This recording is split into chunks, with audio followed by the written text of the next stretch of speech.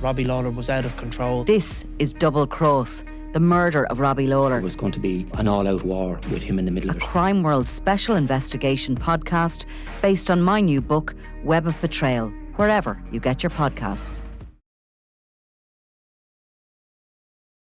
Eamon, you must have spoken to Joe and Helen Maughan over the years, have you? Yeah, there was a couple of times on the phone, and I was out at their house in Tala.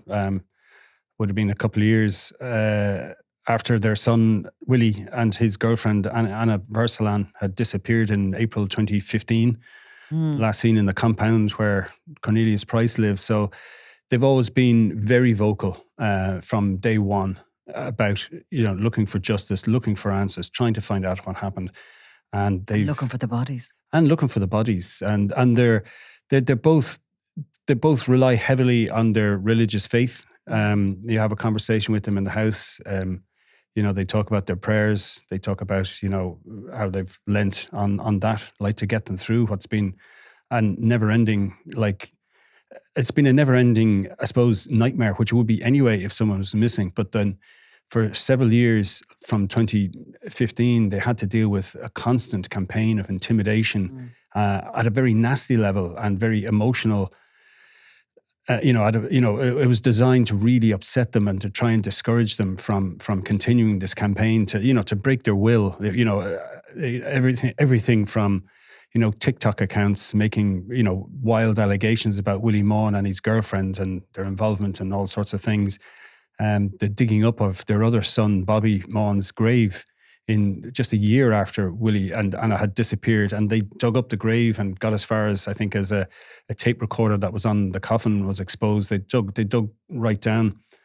And years later, the one of the people involved in that would have been someone connected with one of the Drogheda feud gangs. Now, they weren't connected with the disappearance or the murder or anything. They would have only been 19 or 20 at the time the grave was vandalized. But they've been absolutely steadfast, and and I don't think they're comfortable talking to the media, but they do it. And you can often get the sense of, oh God, I have to do this again, but then... It must be traumatic every time. People have to do those interviews to sort of, appeal for information. And of course, they're constantly hoping that somebody who knows and somebody who is there will give up their dead, really.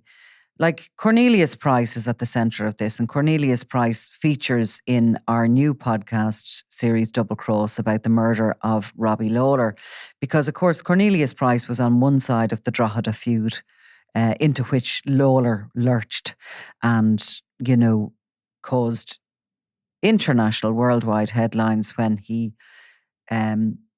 killed and dismembered Cian Mulready Woods, 17-year-old, in January of 2020. Before he died himself in Belfast in the April of that year. But Price was this very sinister, dark individual that had, hooked up with Owen Maguire, the gang boss in Drogheda, who once kind of held sway and ownership of the drug territory and turf around there, but who was challenged then by a younger order. This sort of young grouping from the Maguire-Price faction went to war against their old bosses to try and take it cut of the cocaine trade, really. But Price sort of lived on this compound in Gormanstown that was impenetrable nearly, wasn't it, from outside? I mean, certainly to the naked eye. Yeah, I mean, it was covered, it was basically obscured by these big fir trees, leylandii, whatever they are. And it was down a slip road off the side of a kind of a fairly main road close to the motorway system. And you had no business to be there unless you were going into his house. Did he own the land or what? I don't know if he owned it, but he'd been there quite some time, and there was kind of a yard with it. We call it a compound, but it was a house and a yard, and there would have been various caravans on it and other people living there, other relatives, and also for 3 months before they disappeared, Anna and Willie Maughan would have been living there as well. And yeah, but I mean, in terms of Price, he was. He wasn't really known. He wasn't in the public eye till about 2017, which is a year after the couple disappeared. Yeah. He was done for driving a van at a Garda in, I think it was in Drogheda or in Balbriggan even, and tried to run him down. Left this officer in absolute fear. Thought he was going to die. Felt it was a genuine attempt to kill him, and he And Price got 3 years for that. And before that, the gang had been involved in attacks on the White House family, the members of the White House. And Cornelius Price and his associates, I guess, were chief suspects of the murder of Benny Whitehouse in 2014. This is all based around Balbriggan. Is this a drug feud too? It's a kind of a drug feud. It's also kind of an inter-traveller rivalry as well that was going on. You know, there was like say from 2013, I would have probably heard of them through contacts in that neck of the woods who would have been talking about, this crowd are terrorising other travellers, and they were basically shaking people down who had any money or any decent assets. They would just come and take them, and they were absolute thugs. I mean, we know so much more now about Owen and Brendan and about how violent they were, and Brendan in particular being exceptionally strong, as he was described in one of the cab affidavits. And they terrorised members of their own community and the wider community as well. And I suppose those two and Cornelius Price, they kind of hooked up together after those two drug dealers killed Paul Ray and Ray Coddington, and that was in Meath in 2006 and 2007. And that basically created a gap in the market. They had nothing to do with the killings. But there was a gap, and they basically got together. I'm not sure whether they already knew each other or were introduced by a third party, which is possible. And they basically teamed up and went to business together and became this pretty violent, drug gang that were willing to use. They were willing to use violence to make their reputation as quickly as possible, and even had a reputation for violence before they had kind of really arrived in the drug scene. So, I mean, they were a Isn't sinister. it interesting the way everything that happens, like the murders of Coddington and Ray, happened because, certainly Ray anyway, because of the paranoia of Martin Marlowe Hyland, who was being targeted by the Gardaí. He thought everybody was ratting on him. He was lashing out before his own murder. But everything that happens in gangland has a ripple effect, and something else. Vacuums are filled, and something else major happens. And interestingly, there you talk about that happening around sort of 2006 Celtic Tiger boom times, just before the end of that.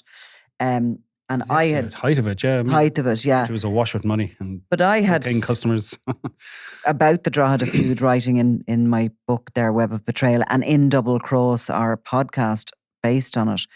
You look at Drogheda, okay, as a town. It's a commuter town, and it explodes population wise because everybody is priced out of Dublin, so they start moving. And Balbriggan, likewise, that you mentioned there, for anybody who doesn't know the areas or listening in from the UK or further afield, these are sort of commuter towns outside North County Dublin. They're very well located because they're between Dublin and Belfast. There's a really good motorway system, the M1, which could bring you to either city. And as the house market, just gets insanely expensive in Dublin, lots of young, upwardly mobile couples move to the likes of Balbriggan and to Drogheda. The population gets bigger. They're working. They're in Dublin working during the week. They're commuting home, and at the weekends they're taking cocaine. Yeah. And all of a sudden, what was a sort of a local drug market has become a major, big chunk of money is there for the taking, and that's really why the Cornelius Price, Owen Maguire mob sort of splits, and that younger crew go after what they believe to be rightly theirs. And of course, you have Richie Carberry moving into the area, to Bettystown, in around the 2002-03 mark from memory. He's there, and he sees the younger guys as a kind of a good career move for him to support them. He backs them with money, with advice, with firearms, and with drugs. And this, what should have been a kind of a localised feud, explodes into something that was, one of the most serious feuds outside Dublin, really. I mean, and at one point Drogheda is described as the rule of law almost goes into the hands of the gangs. Yeah, I mean, there were so many incidents. I think there was, looking through, there was the kind of a full list of everything that was mentioned in the Owen Maguire and Brendan's criminal assets case against them, whatever it was, 3 years ago. And there was I think there was 108 different incidents, and everything from pipe bombs being left in the back of cars, people being followed, people being tortured in baths. There was just a ton of stuff. I mean, some of it was low level, like, bricks being thrown at windows and so on.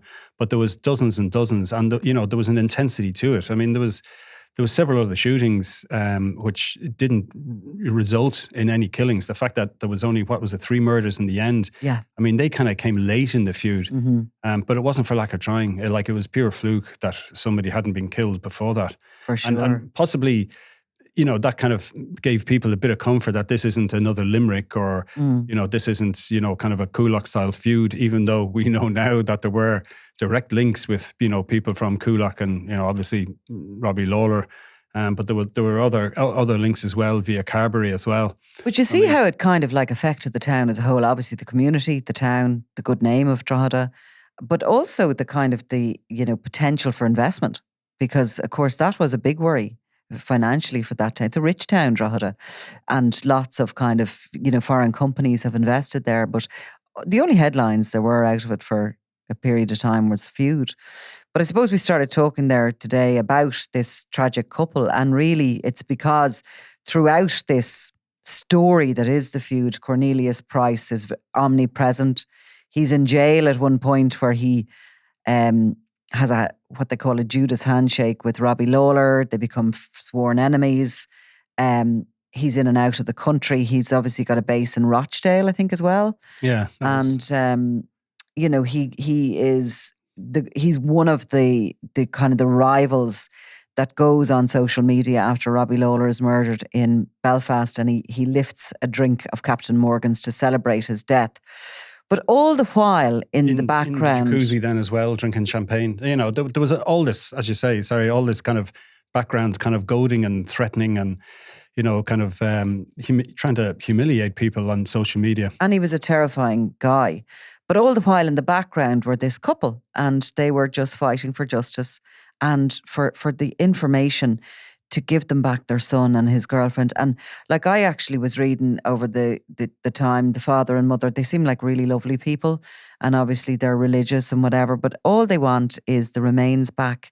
And they've said that they will give both their son and his girlfriend, a burial and a place and to they lay. always refer to her, she was pregnant, and they always refer to the unborn child as well. They refer to him as the three of them, as much as, just their son.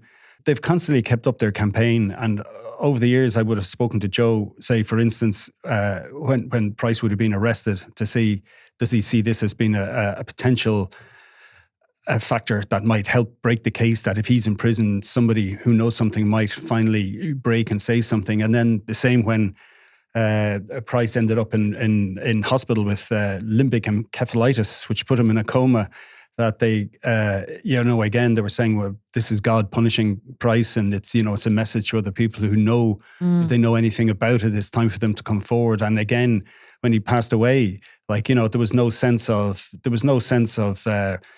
joy or reveling in his death. It was almost, if anything, it was potentially, I suppose, relief in that now, the dam might break, that the fear of, or whatever wall of silence is there, that somebody might come forward and say something.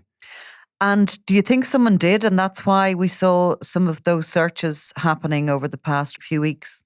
But there's been a number of searches, since 2016. I mean, one of them led to the arrest of Stephen Gibby Gibbons, and he was married to Price's aunt, and he got a prison sentence over that. And again, that was thought to be, another possibility that, he might, turn state witness, for fear that they'd expect him to do it anyway. But but even to go back, I mean, the story that I've heard back from contacts, and seems to be a version of events that's kind of seems to be accepted, was that when they were going to leave, that they were murdered, beaten to death, that Willie Maughan was killed. And then Ana Varslavane was killed because she obviously knew too much, and that was the way it was seen. And up to 12 to 14 people were in the compound that day, would have information to be able to say who did what and who was there, and where the bodies were disposed of. Price kind of gloated about the fact that their bodies would never be found, and it didn't sound. It sounded very cruel. I mean, even the caravan was disappeared. There was, or certainly it was taken apart. Was there a fire on the compound? And I can't remember if there was a fire, but there was, there was what could be construed as efforts to kind of make it look like anything of forensic value was well and truly gone. And they've stuck to the story that they left that day and they never saw them again. So, like the day they disappeared, Willie Vaughan would have left the caravan, Cornelius Price in Gormanstown. He'd gone into Balbriggan, and Anna then followed him in sometime later. And he rang his mother Helen to say, "Look, we're ready. We're moving back down to Tala, and give me a call when you're close." So she rang him again later that day. I think it was 3 p.m. and there was no answer. And then his phone went to straight to message minder, and she was immediately concerned and was very worried. And I suppose the theory is that, being part of that group, I suppose at that time he may have had information about, what happened to Benny Whitehouse, who carried out that killing. And, he might have had, very pertinent information, and that as far as Price was concerned, that someone like that leaving his orbit of control was something to worry about. And I think there was even, a fear that he'd found God, and that, this might in fact go on and spur him to confess to what he knows, not suggesting that he did anything himself. But certainly, he might spill whatever beans he had on who was there and who did what. So he was very effectively disappeared along with Ana Varslavane, who was... And it is a murder investigation. I mean, there's no suggestion whatsoever that they're still alive since that last phone call or since that day. They disappeared in 2015, and I think it was 2016 it was declared a murder investigation. Yeah. There was no doubt. I mean, the information coming back, the information I was getting was good, so I'm sure the guards' information was a multitude version of that. They were getting far more information, that there was little doubt. And I mean, to some extent, you do wonder, like, where was Price? He wasn't that worried about hiding the fact that he was the chief suspect, or that, or those people associated with him that carried it out, or, and he seemed quite happy with that, Like that Drogheda feud, which sort of brought together all these figures like Cornelius Price and Owen Maguire and Richie Carberry and Robbie Lawler.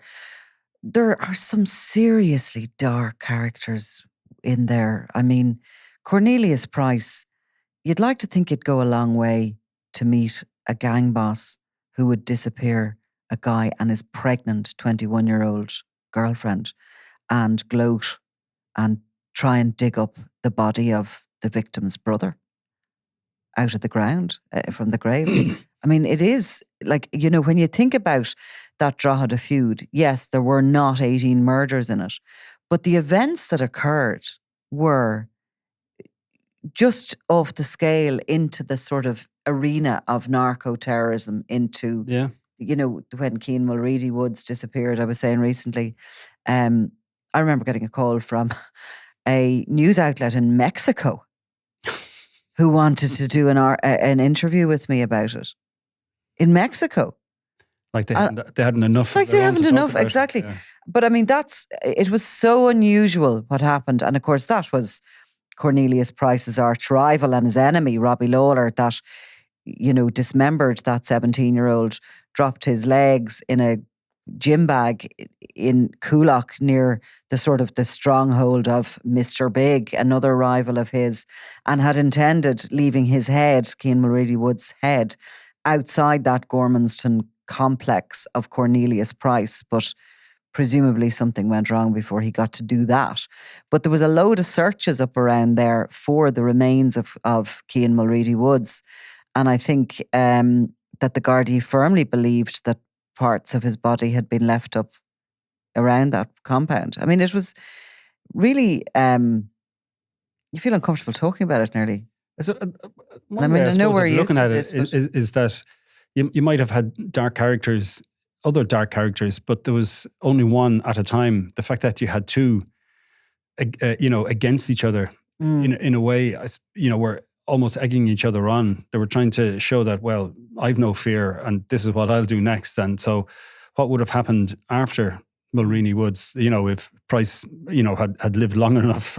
Yeah, exactly. I mean, he didn't live long enough to regret what he'd done himself. Well, I mean, Robbie Lawler's dead in Belfast within a few months. He's shot dead, and, while there's people before the courts in the north, that web of who did that and who was behind it and whatever else. What we do know was that he was with Ger Dundon that day, that the PSNI arrested him and other members of the Dundon McCarthy network and let them go that evening. Levi Killeen, the son of John Dundon, unconditionally. And he was later named by Joe Brolly in a bail hearing as the gunman. They left the north, and a couple of days later, associates of theirs, 2 female associates of theirs, picked up 50,000 from the Desi Dundon's wife, Ciara Lynch, who's since been convicted of that, and of money laundering. €50,000, yeah. Picked up €50,000 money from the Price Maguire outfit. Was asked in custody, was it payment for Robbie Lawler's murder? And, later you have Ger Dundon showing up during that kidnap plot that you referred to in the UK with Cornelius Price.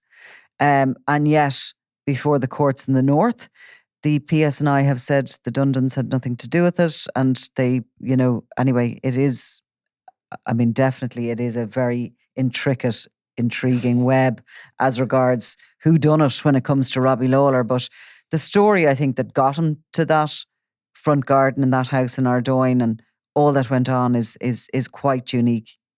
Yeah, he was an incredibly volatile character. I think it was something you wrote as well, wasn't it, before, about like even his family were concerned about his volatility at that stage. That I suppose you're talking about someone who's possibly mentally unstable, and then you're adding in large amounts of cocaine on top of that.